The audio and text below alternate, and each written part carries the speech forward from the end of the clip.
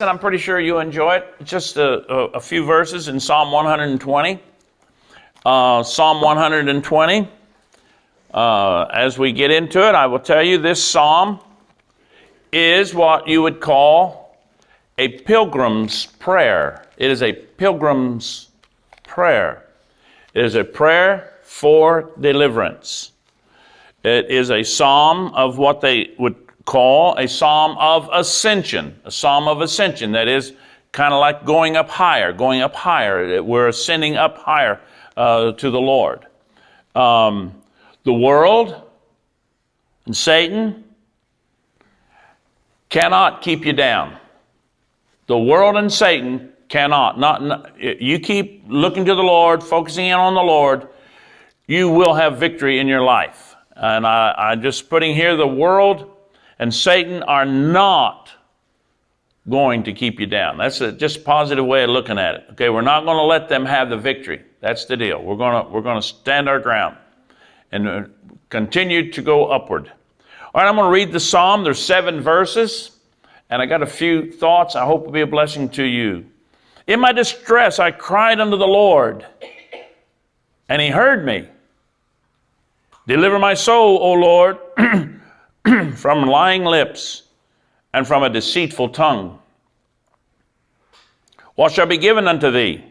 Or what shall be done unto thee, thou false tongue? Or what's going to be done to those people who are liars? What's going to be done to those people who slander God's people? That's the question he's asking. By the way, you ever had anybody tell a lie about you? You ever had anybody do that? Verse 4, yeah, it makes everybody mad. Sharp arrows of the mighty. This is what's happening. Sharp arrows of the mighty with coals of juniper. That's red hot coals. Woe is me that I sojourn in Meshech, that I dwell in the tents of Kedar. My soul hath long dwelt with him that hateth peace. I am for peace, but when I speak, they are for war. Life is called a journey. It begins with what we say, the very first step. This psalm is teaching us to get up and get out of the miry clay of life. Trust in the Lord. Believe in the Lord for each and every step of life. This world is not our home. This world is not our home. We are like pilgrims in a strange and hostile land. Just like when the pilgrims landed in America. They were not met with welfare checks. They were met with hostility. There wasn't any welcoming committee. In fact, they did everything they could to get them out of their country. There was hostility that they experienced by those who were already living here.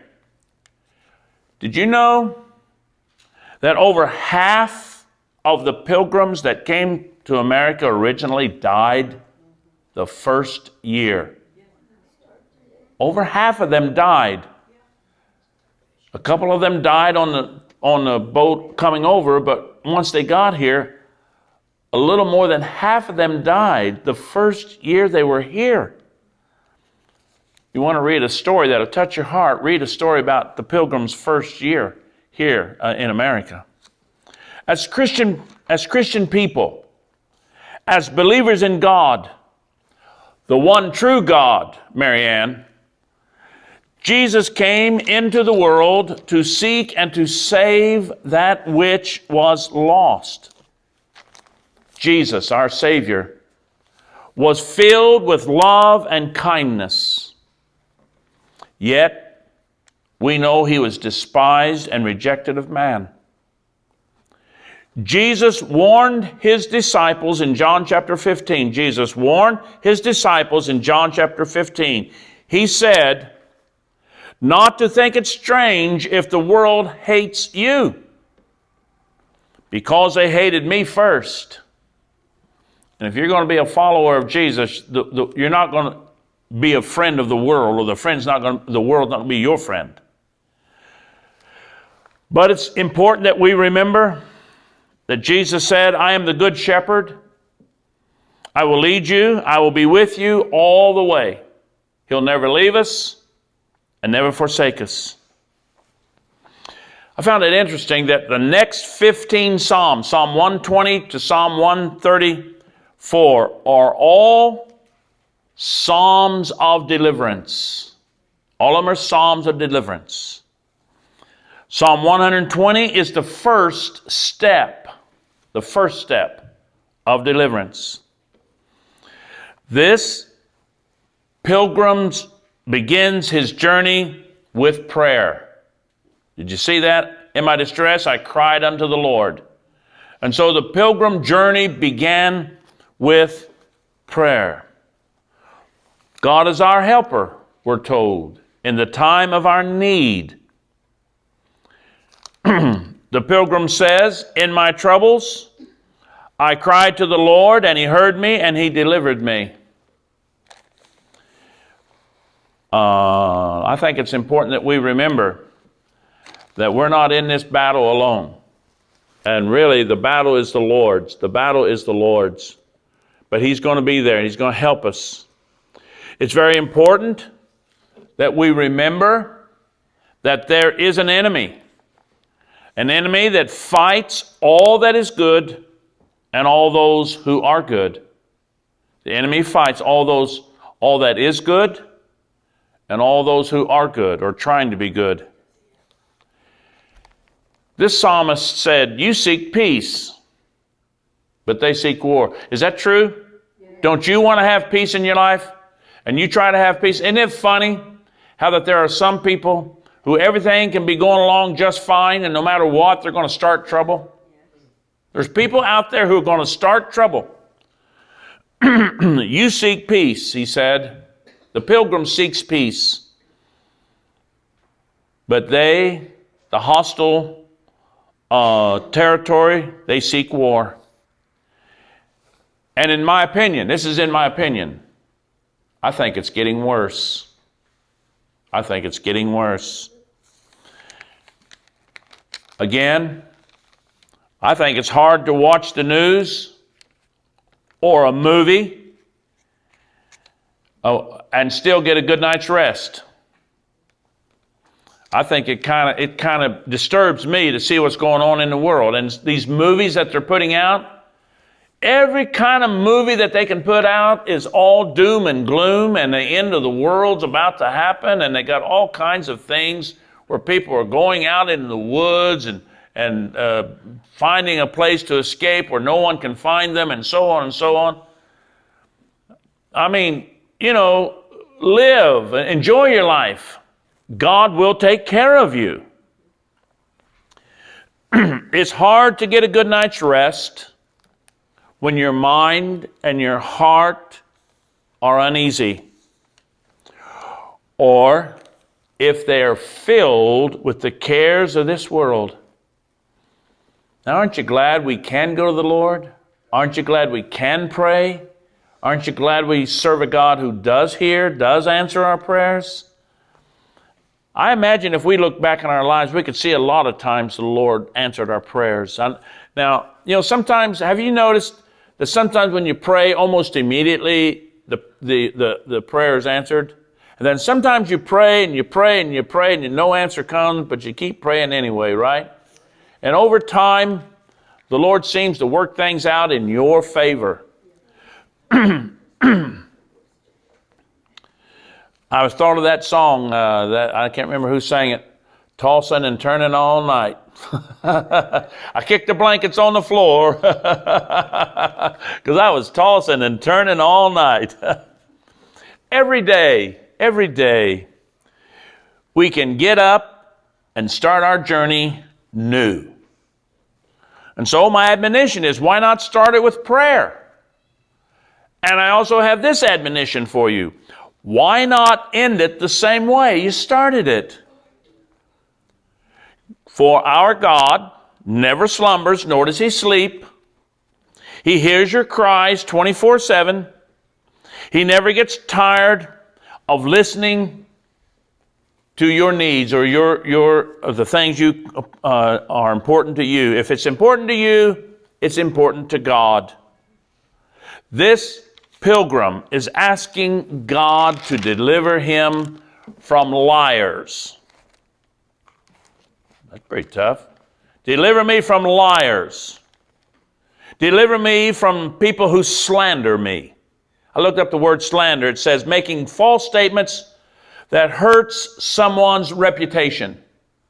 Making false statements that hurts someone's reputation.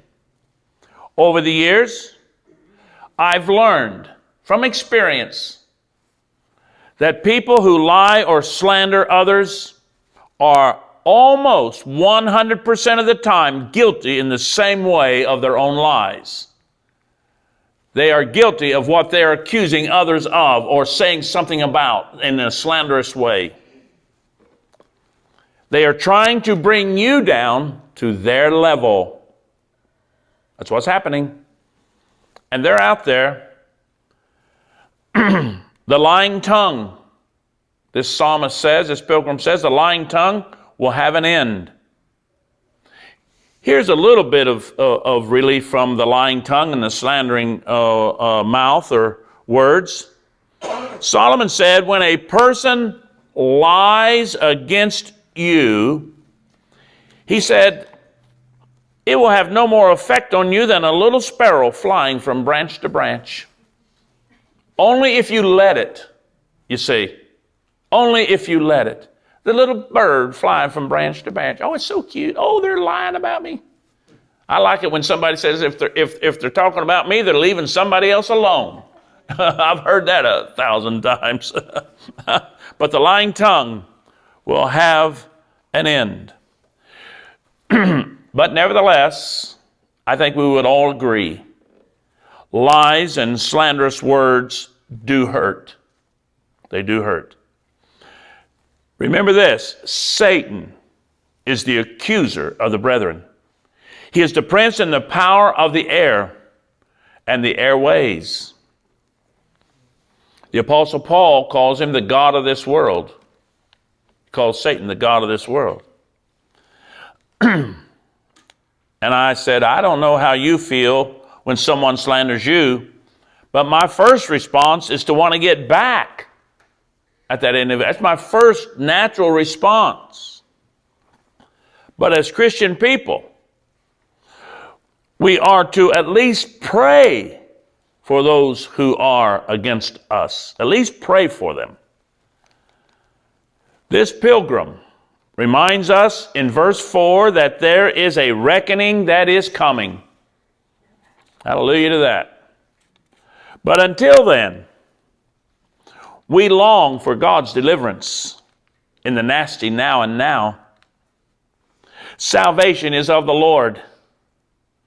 No good thing will God withhold from those who walk or live uprightly. God has many good things for you. And I'll tell you, Satan comes against you, and when God blesses you, Satan does everything he can to steal that blessing and to steal the joy of that blessing. I look around and I see fussing and fighting and arguing just about in every corner of the world. The pilgrim says, I cry unto the Lord, give me peace. Give me peace. Deliver me from the stress and trials of everyday life. Help me to trust more in you. Help me to trust more in your word. Help my faith to grow stronger each and every day. Lord, give me strength. Lord, give me strength and courage to fight the good fight, to stand up for what's right and for what's good and decent. Philippians 4:8, I'll read it to you.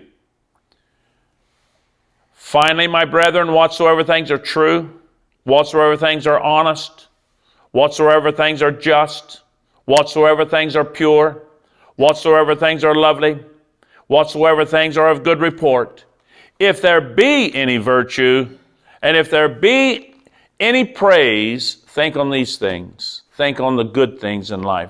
Put your mind on the good things. And I can't say it strongly enough. Don't watch a movie that's got all kinds of murdering and killing and all that. It's not good. It's not good for you, and it's not good for your rest. And you got to be careful about what you watch on the news. Don't watch it all day long. You will be depressed. The joy of the Lord can be your strength. The joy of the Lord can even be your strength in these troubled times. Amen. The joy of the Lord can be your strength even in these troubled times. In the words of Gentleman Jim Reeves,